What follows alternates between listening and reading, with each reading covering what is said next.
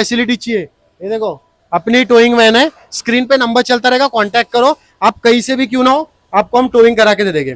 साहेब इकडे आहे ना, सर्वात पहिले मला हे सांगा, हे तुमच्या गाडीमध्ये काय काम आहे? माझ्या गाडीचं सस्पेन्शनचं काम आहे ओके आणि ते काम मी शोरूमला गाडी दाखवली.